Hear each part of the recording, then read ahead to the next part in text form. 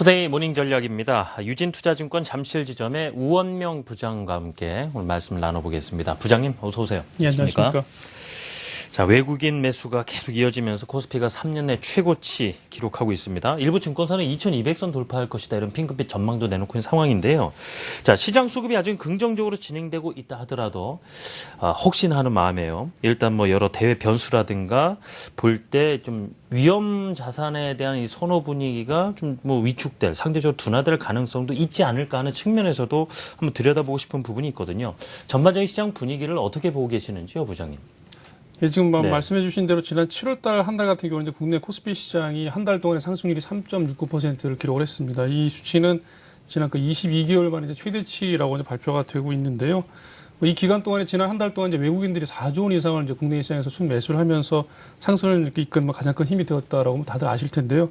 사실 뭐 시장을 상승하다 보니까 이제 말씀하신 대로 일부 증권사에서는 그 전고점 수준이 2,200선을 뭐 금방 넘을 것처럼 이렇게 전망을 하기도 하는데요. 예. 또 한편으로는 역시 뭐 그만큼 또 최근에 말씀드린 것처럼 단기 상승에 따른 어떤 그 조정 가능성에 대한 우려가 있는 것도 사실이고요. 뭐 그러다 보니까 뭐 여러 가지 뭐 일이 뭐 말이 많을 수 있겠는데요. 사실 계속해서 그 우리나라 그 시장의 상승을 이끈 가장 큰 이유는 역시 말씀드린 것처럼 이제 외국인 어떤 매수 수급을 이끌어낸 경기 측면의 모멘텀이 하나 있을 수 있겠고요. 또 한 가지는 역시 이제 계속해서 나오는 이제 국내 정책적인 측면이라고 또 말씀드릴 수 있겠는데요. 네.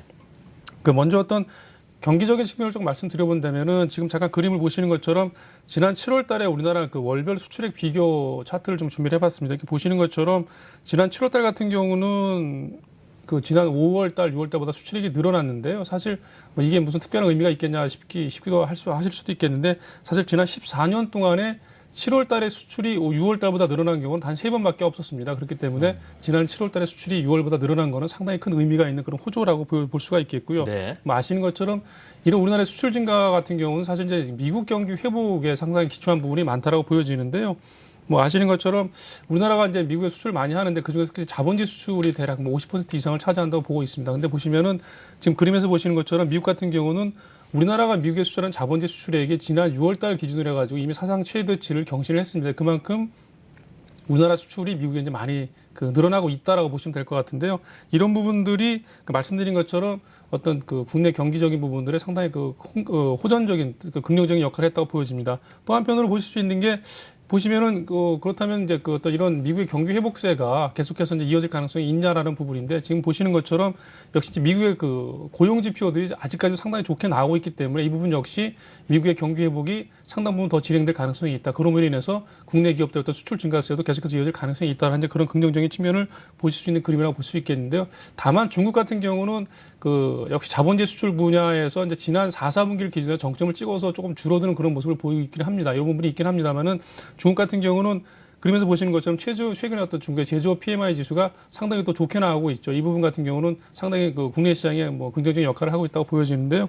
말씀드린 것처럼 이런 어떤 중국 경제 같은 경우는 추가적인 어떤 둔화나 하락을 좀 염려하기보다는 PMI 지수가 좀 상승하는 이런 측면에서 보시는 것처럼 역시 안정적인 성장 가능성이 더 커지고 있다. 이런 부분들도 상당히 이제 국내 시장에서는 긍정적으로 볼 수가 있겠습니다. 또 한 가지는 말씀드린 대로 국내 어떤 내수 경기 활성화 정책을 좀 말씀드릴 수가 있겠는데요. 지난 한 달 동안의 상승 업종을 보시면은 대개 이제 금융이나 건설주를 중심으로 해가지고 역시 내수 어떤 활성화 정책과 맞물린 업종들의 상승률이 상당히 컸습니다. 이제 그 얘기는 그만큼 관심이 커졌다는 의미가 있을 수 있겠는데요. 오늘 뭐 여러 가지 이야기가 나오고 있습니다만 그중에 특히 이제 금통위 다음 주에 있을 금융통화위원회의 어떤 금리 결정에 대한 이야기들이 지금 굉장히 많이 회자가 되고 있는데요. 뭐 경우에 따라서는 이제 기준금리의 어떤 인하를 시장에서 예상을 하고 있기 때문에 이 부분 역시 현재 주식시장에 상당히 긍정적인 역할을 하고 있다라고 보여집니다. 또 한 가지는 그림에서 보시는 것처럼 최근에 원달러 환율이 이제 원화 약세 구조, 환율이 상승하는 그런 흐름들을 보여주고 있는데 이 얘기 뭐냐면은 말씀드린 대로 금리가 인하가 되면은 원화가 좀 약세로 갈 가능성이 있다. 그래서 환율이 상승할 가능성이 있기 때문에 이 부분 같은 경우는 보시는 것처럼 이제 7월 달에 보시면 원화가 상당히 강세로 가면서 수출주들이 조금 고전을 했었는데 이 부분과 연관지어서 수출주들도 역시 원화 약세와 맞물린 이런 국면에서 상당히 더 긍정적인 모멘텀을 받을 수 있다라고 판단이 되고 있습니다. 결론적으로 말씀을 드린다면은 물론 한편으로는 그 아르헨티나 그 디폴트 사태 같은 어떤 단기적 내지는 뭐 국지적인 이슈가 있을 수 있겠지만은 그림에서 보시는 것처럼 이런 부분들은 신흥국들의 CDS 스프레드를 잠깐 보시는 것처럼 아르헨티나를 중심으로 해서 아주 국지적으로 내지는 제한적으로 영향을 미치고 있다라고 보여지기 때문에 이런 부분들은 상당히 뭐죠 제한적일 가능성이 있다고 보여집니다. 결론을 말씀을 드린다면은 시장은 사실 뭐 그동안의 어떤 상승에 따른 피로감이 조금 누적이 돼 있을 수 있고요. 또 한 가지는 그 어떤 아르헨티나 사태 같은 일로 인해서 네. 어떤 외국 투자자들의 어떤 그 뭐 자연스러운 뭐 이를테면은 그 위험 자산에 대한 선호가 조금 떨어질 수 있겠습니다만 결론적으로 말씀을 드린다면 중기적으로 봤을 때 역시 경기와 역시 정책 모멘텀이 아직까지는 상당히 유효하다. 그렇기 때문에 추세적인 상승 가능성이 충분히 남아 있다라는 그런 어떤 긍정적인 시각을 가지고 시장에 접근하시는 게 맞다라고 보여집니다. 그렇군요. 그런 우호적인 분위기를 크게 뒤흔들 만한 그런 악재까지는 발전 안 할 것이다. 그래도 좀 긍정적으로 보자라는 말씀이셨는데요. 자, 구체적으로 업종이라든가 종목들 투자 전략도 살펴봐야 되겠습니다. 주목하고 계신 종목들도 있으실 텐데요. 그 말씀도 듣고 싶고 또 하나 우리 투자자도 궁금해하시는 부분이 그간 좀 낙폭이 컸었던 코스닥 시장이라든가 아니면 중소형주 있지 않습니까? 지금쯤이면 어제 분위기 봤을 때는 또 다시 한번 들어가도 되지 않을까 이런 생각도 하실 텐데요. 예. 예, 지금 뭐 시장에서 보는 뭐 종목들 같은 경우는 뭐 여러 가지 있을 수 있겠는데요. 여기 여전히 그 계속해서 말씀드린 것처럼 네.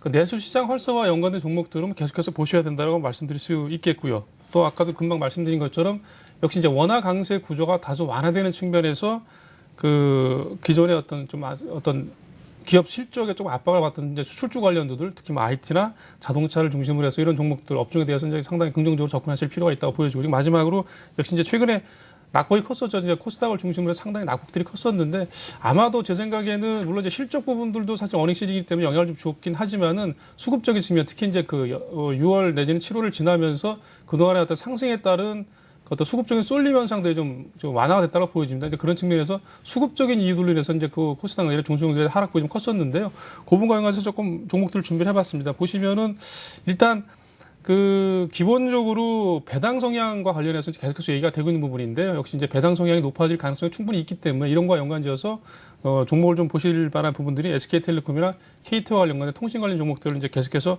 말씀드려 보겠고요. 또 한 가지는 역시 뭐 국내 어떤 내수 진작과 연관된 금융업종, 특히 우리금융이나 신한주 같은 은행주들을 좀 보실 필요가 있다고 보여집니다. 특히 뭐 우리금융 같은 경우는 이제 민영화가 되겠죠. 이제 민영화 이후에 배당이나 이익 개선 기대될 수 있는 그런 부분들이 있고요. 또 한 가지는 역시 최근 들어 외국인 수급이 상당히 금융주들로 양호하게 유입이 되고 있는 측면을 말씀드려 보겠습니다. 그리고 IT와 자동차 쪽에서는 삼성전자나 LG노텍 그리고 현대모비 성화이텍이라는 종목을 좀 말씀드려 보겠는데요. 뭐 공이 비슷합니다. 뭐 말씀드린 대로 원달러 환율이 상승하는 측면, 지금 원화가 약세로 가는 측면에서 어떤 수혜를 뭐 기대해 볼 수 있는 측면이 있고요. 그동안에 아시는 것처럼 그 주가 흐름이 상당히 그 눌렸었기 때문에 이제 최근 들어 조금 올라오는 측면이 있습니다. 이런 수급적인 부분이 조금 개선이 된다라고 친다면은 조금 더 탄력을 받을 가능성이 있다라고 보여지고요. 그리고 마지막으로 중소형주들 관련해 가지고는 뭐 워낙 종목별로 이제 개별적인 내용들과 뭐 이런 내용들이 좀 다르기 때문에 좀 어려운데요. 역시 최근 들어 조금 많이 빠진 것들 중에서 그 실적이 그닥 그렇게 뭐 많이 빠진 만큼 훼손이 크지 않은 종목들 중에서 두 종목을 좀 준비를 해봤는데요. 네. 동성 하이텍 같은 종목 좀 보시면 어떨까 싶고요. 우신 시스템 같은 경우는 사이즈가 좀 작긴 하지만은 그 자본금이 좀 작긴 하지만은 이제 그 실적 오종 관련해서 이제 자동차 부품 관련 종목인데 여기 이런 부분들을 조금 체크를 해보시면서 접근해 보시면 어떨까 해서 종목들 좀 말씀드려 보겠습니다. 예. 자, 시장에 대한 투자 전략까지 언급을 해주셨습니다. 지금까지 유진투자증권 잠실지점의 우원명 부장과 함께 말씀 나눠봤습니다. 부장님 감사합니다.